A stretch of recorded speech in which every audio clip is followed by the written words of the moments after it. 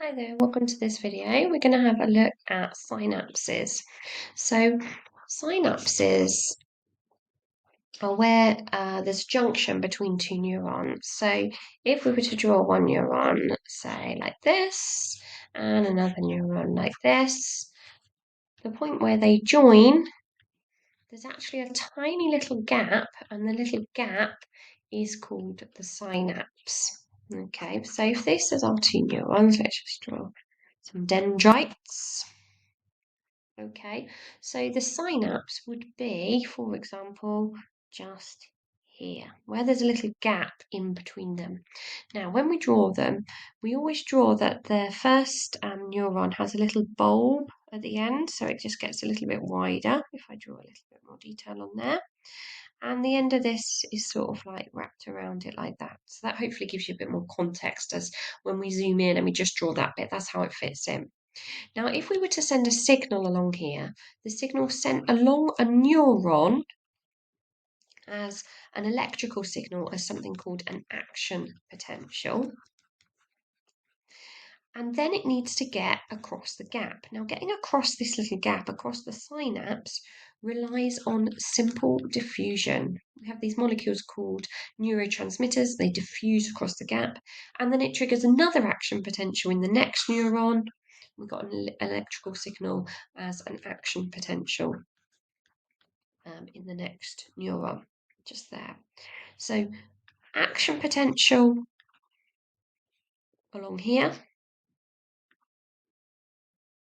Okay.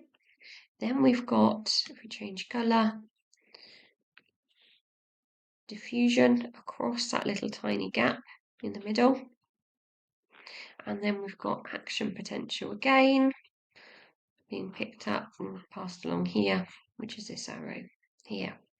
Now, the important thing is really that action potentials are very fast. So this goes fast, but diffusion across a gap is very, very slow.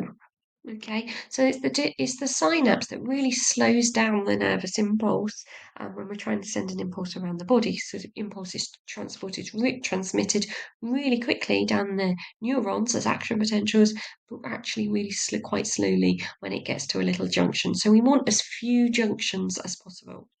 Now, you might hear about synapses in another context. So if this was a muscle, so say we wanted to send a signal to your muscle to say muscle contract to make me walk or move my arm or whatever it is, we'd have a neuron sending that signal in. Okay, so the end of the neuron will branch over the muscle like that. And the little junction where we've got the end of the neuron joining onto the muscle, that's the synapse as well. It works in exactly the same way. So it can be neuron to neuron most of the time, but it can also be what we call a because it's a neuron, muscular junction as well, where a neuron,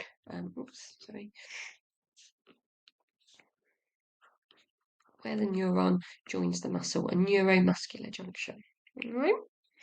So let's have a look at how the synapse works. First of all, you need to be able to label a diagram of a synapse. So if you get given a diagram something like this, the impulse is coming down this neuron and then it's triggered in this neuron here.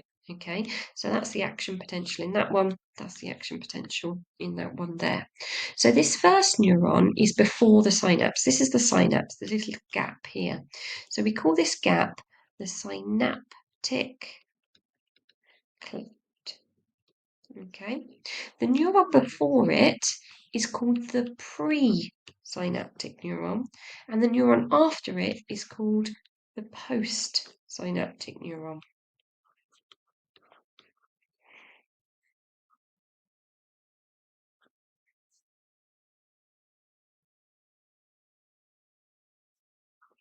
Now, sometimes they don't want you to talk about the whole neuron, they want you to talk about a specific part of it. And the part of it they normally want you to mention is this membrane just here. So we would call that the presynaptic membrane, because it's the membrane just before the synapse. Or on the other side, this one here, that would be called the post-synaptic membrane. Okay, so there are big structures. Let's have a look now at some more detail. So, presynaptic neuron, postsynaptic neuron, synaptic cleft in the middle just there. So other things they're likely to have drawn on there, we've got some channels here and we've got some receptors, which are also channels. Just here, mine's massive, it's not likely to be that big. So first of all, this channel up here is going to let calcium ions through, Ca2+, and this receptor and channel here is going to allow sodium ions through. Okay, so this is what we call a calcium ion channel, and this one here is what we call a sodium ion channel. Now this sodium ion channel is also a receptor. So we've got some molecules that need to bind onto this. Okay, so it's also a receptor because molecules bind onto it. Okay, those little molecules that need to bind onto it are called a neurotransmitter. And those little neurotransmitter molecules are found inside vesicles. Vesicle is just a little circle of membrane in the presynaptic neuron. So that's a vesicle containing those same neurotransmitter chemicals. So let's have a look now at how it works.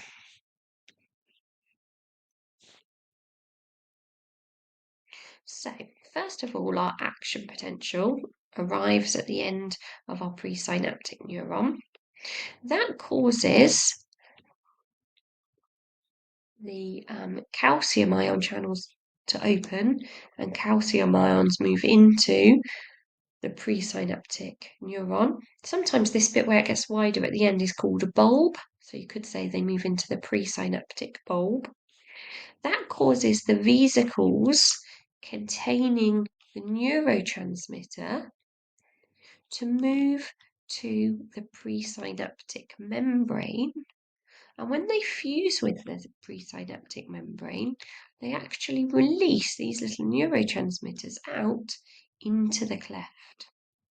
The neurotransmitters have then got a higher concentration on this side of the cleft and a lower concentration on this side of the cleft. So they diffuse from this side to this side, from high concentration to low concentration. When they get onto this side of the cleft, they bind to the little receptor molecules. So they bind onto the receptor. That causes this channel to open, which allows sodium ions to go through.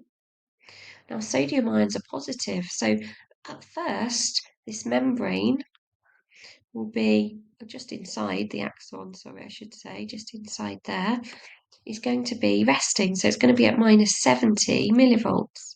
But as more sodium ions come in, they're positive, it's going to reduce that to minus 60, minus 50, minus 40, minus 30, minus 20, minus 10, 0, plus 10, plus 20, plus 30, and eventually it's going to get plus 30 millivolts, the magic number. When we get to plus 30 millivolts, that's the threshold to create a new action potential.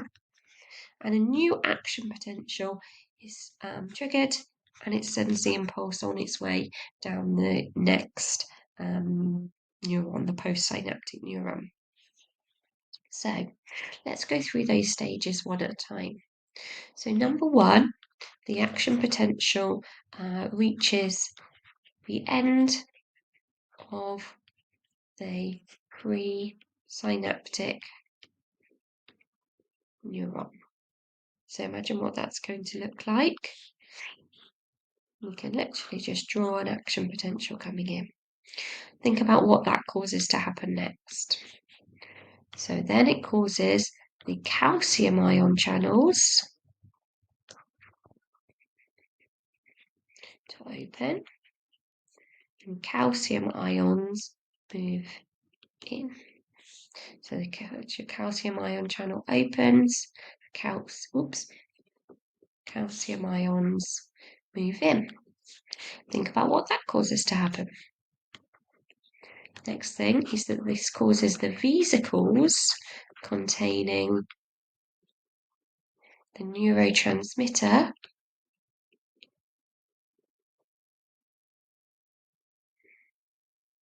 to move to presynaptic membrane. Think about what that will look like. Remember, it's got the neurotransmitter inside. What happens next? When it fuses with that membrane, where do they go? So number 4, neurotransmitter. Now, the most famous neurotransmitter is called acetylcholine. So you might have heard of it as acetylcholine is released, but we can just say a neurotransmitter is released into the cleft. Here it is, released into the cleft. Let's draw our postsynaptic neuron on here. So where's it going to go next? So it's going to move from high concentration to low concentration across the cleft. So, and diffuses across the cleft. Think about what happens next. So it binds on to one of these receptors.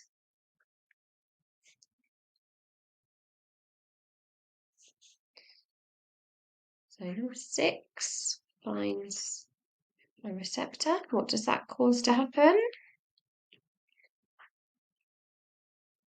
So it opens a sodium ion channel. So then sodium ions move into the postsynaptic neuron.